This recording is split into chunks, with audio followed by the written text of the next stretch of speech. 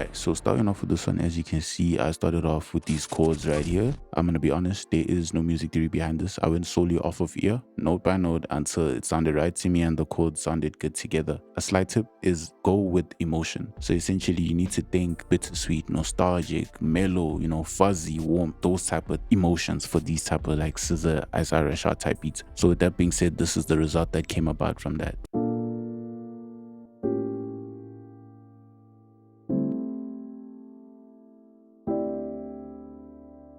Right, nothing too crazy really. These are quite simple, to be quite honest. So looking at this, I then removed these bass notes right here, and this was the pattern. I then took this exact same pattern and I pasted it over 3 different pad presets, 2 from Analog Lab. This is the first, this is the second, and 1 custom that I'm making personally, sound design from Vital. With that being said, this is how the 3 of those sound together.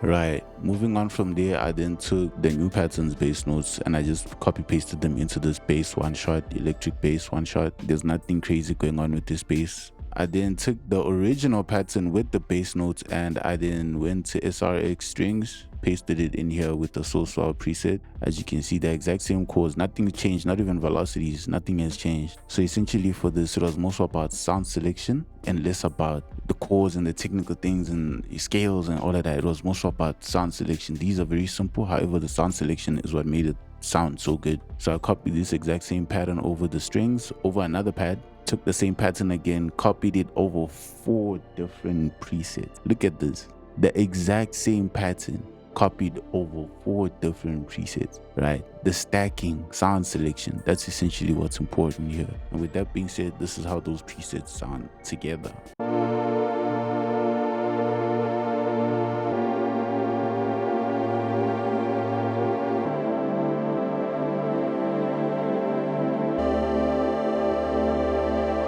Right, you get, it sounds perfect, it sounds full, it sounds done.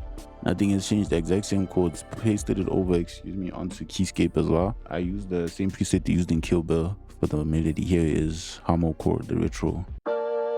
As you can hear, I did mute some notes right here. So yeah, and then moving on, I did move on to like leads and stuff. This was a pretty quick beat. I probably knocked this out in like 10 minutes, to be quite honest. So yeah, moving on. As you can see, if we get into the pattern, it does look a bit complicated, however it's really not. If you copy pasted the chords over, you'd see that we essentially just taking certain notes out of the chords and playing them out as a melody. So with that being said, I then copied that exact same pattern over to a lead, right, out of Analog again. And then I went to Keyscape and I played down these keys right here.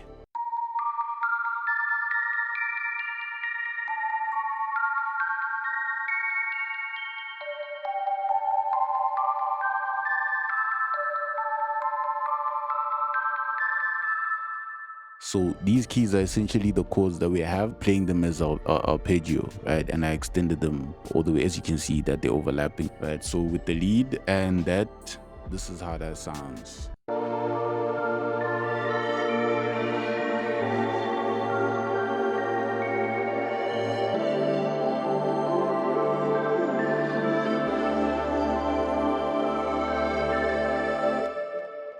You get me? It sounds perfect, it sounds full already. Like that's really it. We don't need to do much more than that. So in reality, that's about it entirely for the melodies. However, I did feel like it would get a bit repetitive, even though I did want the beat to be a bit repetitive on that. I added a second section right here of a bass. This is a bass that I custom made out of Harma again for my upcoming R&B masterclass kit. It will be available as a one shot, so do stay tuned for that. But yeah, this is the pattern that we set down. Essentially, we just following the root notes, the original root notes that we had. As you can see, the A sharp right here, and then the A that's right here, and then going up to a D, right? I think the D wasn't a root note, but I think it's a part of the scale in there. However, as you can see at the beginning, we did start off with the rundown, started with the A, and then we moved up an octave, moved down to the A, from the A sharp, moved down to the A, to the F, to the D, back to the A. So with that being said, this is how that sounds.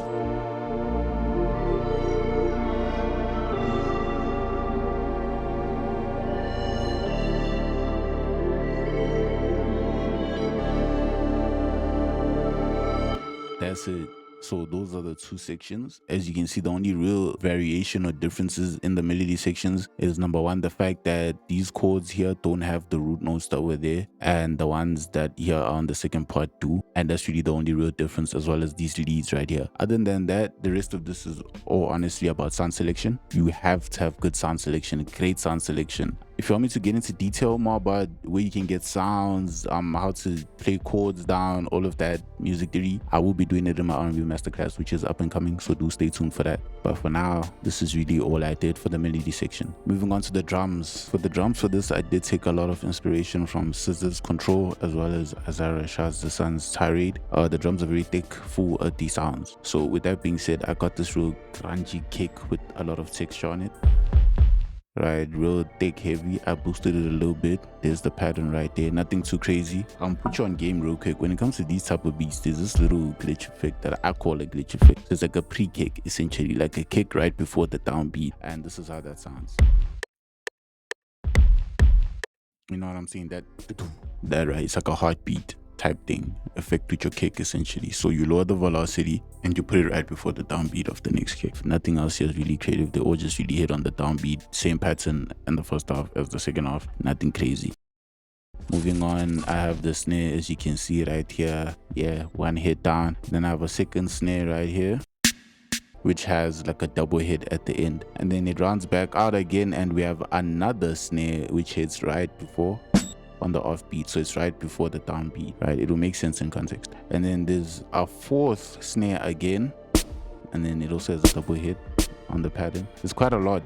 And then we have an open hat, and then with that being said, this is how the drums all sound.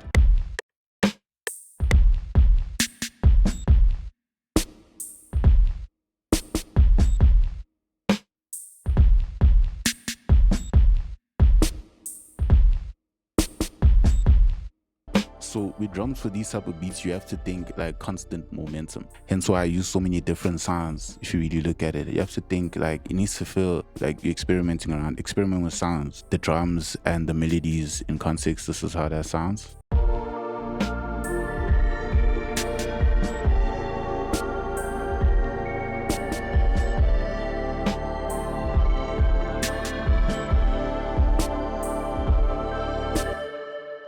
Right, you see, now sounds full and perfect. Really, that's the whole beat. I've yet to do structuring again, but I'll do it later on. And yeah, man, that's really how you make SZA type beats, or how I made this SZA and Isaiah Rashad type beat. Simple as that. Out.